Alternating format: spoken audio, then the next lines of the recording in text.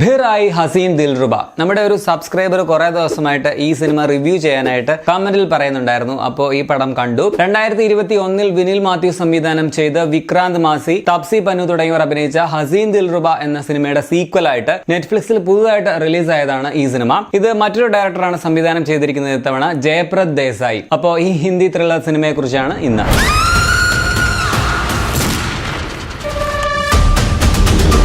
Actually ഞാൻ ഇതിന്റെ first part Haseen dilruba കണ്ടിട്ടില്ലായിരുന്നു. അതുകൊണ്ടാണ് ഈ സിനിമയുടെ റിവ്യൂ ചെയ്യാനായിട്ട് താമസിച്ചത്. സോ കഴിഞ്ഞ ദിവസം ഫസ്റ്റ് ആൻഡ് സെക്കൻഡ് പാർട്ട് ഒരുമിച്ചിരുന്ന് കണ്ടു. ഫസ്റ്റ് പാർട്ട് അത്യാവശ്യം നല്ല എൻഗേജിംഗ് ആയിട്ടുള്ള, ഇൻട്രസ്റ്റിംഗ് ആയിട്ടുള്ള ഒരു സിനിമയാണ്. റാണി റിഷു ഈ കപ്പിളിന്റെ ഇടയിൽ നീൽ എന്ന ഒരു കഥാപാത്രം വരുന്നു. തുടർന്ന് ഒരു ക്രൈം നടക്കുന്നു. അതിന്റെ ഇൻവെസ്റ്റിഗേഷൻ ഒക്കെ ആയിരുന്നു ഫസ്റ്റ് പാർട്ടിലെങ്കിൽ.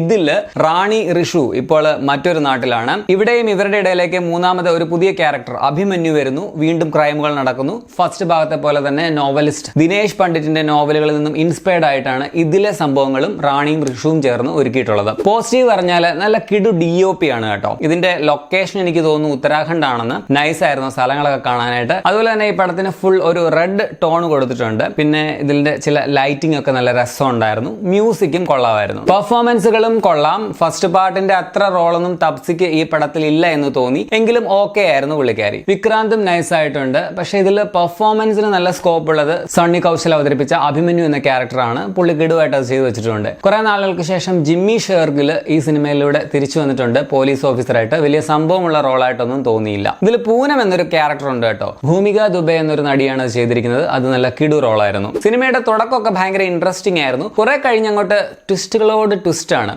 ഒരുപാട് കാര്യങ്ങൾ ഒരുമിച്ച് പറയാൻ നോക്കിയിട്ട് ആകെ കുഴഞ്ഞു പോയി എന്നാണ് എനിക്ക് തോന്നിയത്. അതും ലോജിക്കിനെയൊക്കെ എടുത്ത് തോട്ടിക്കളഞ്ഞാൽ പോലും ഒന്നും വിശ്വസനീയമായിട്ടല്ല സംഭവിക്കുന്നത്. ലാസ്റ്റിലെ ആ ഒരു ചാട്ടമൊക്കെ എൻ്റെ അമ്മ ചോറുണ്ടെന്ന് ആരും അത് വിശ്വസിക്കുകയില്ല. സോ കൺവിൻസിങ് അല്ലാത്ത ഇത്തരത്തിലുള്ള കുറെ സംഭവങ്ങളാണ് ഈ പടത്തിന്റെ പ്രധാന പ്രശ്നം അല്ലെങ്കിൽ പ്രധാന നെഗറ്റീവായിട്ട് തോന്നിയത്. സോ ആകെ മൊത്തം ടോട്ടലിൽ ഒരു ആവറേജ് ഫിലിം ആയിട്ടാണ് എനിക്ക് തോന്നിയത്. ഫസ്റ്റ് പാർട്ട് തന്നെയാണ് ഇതിലും ബെറ്റർ എന്നാണ് എൻ്റെ അഭിപ്രായം. ഫസ്റ്റ് പാർട്ടും ഗംഭീരം അല്ലെങ്കിൽ മസ്റ്റ് വാച്ച് എന്നൊന്നും എനിക്ക് പറയാനില്ല. എങ്കിലും ഒരു ഡീസന്റ് വൺ ടൈം വാച്ചബിൾ ആണ് ആ സിനിമ. സെക്കൻഡ് പാർട്ട് പക്ഷേ അതിലും കീഴായിട്ടാണ് എനിക്ക് തോന്നിയത്. പക്ഷേ എൻ്റെ അഭിപ്രായം ആയിരിക്കണമെന്നില്ലല്ലോ നിങ്ങൾക്ക്. സോ നിങ്ങൾ ഈ പടം കണ്ടിട്ടുണ്ടെങ്കിൽ നിങ്ങളുടെ അഭിപ്രായം കമന്റ് ആയിട്ട് രേഖപ്പെടുത്തുമല്ലോ. നെറ്റ്ഫ്ലിക്സിൽ ഈ സിനിമ ഹിന്ദിയോടൊപ്പം തന്നെ തമിഴ്, തെലുങ്ക്, ഇംഗ്ലീഷ് ഭാഷകളിലും ലഭ്യമാണ്. താല്പര്യമുണ്ടെങ്കിൽ കണ്ടു നോക്കുക. ലക്ഷണം കണ്ടിട്ട് ഈ ദിൽറുബ വീണ്ടും വരാനുള്ള സാധ്യതയുണ്ട്. നെക്സ്റ്റ് ടൈം കുറച്ചുകൂടെ വിശ്വസനീയമായ രീതിയിൽ വന്നില്ലെങ്കിൽ നല്ല ധപ്പട് കൊടുത്ത് തിരിച്ചുവിടും, പറഞ്ഞേക്കാം.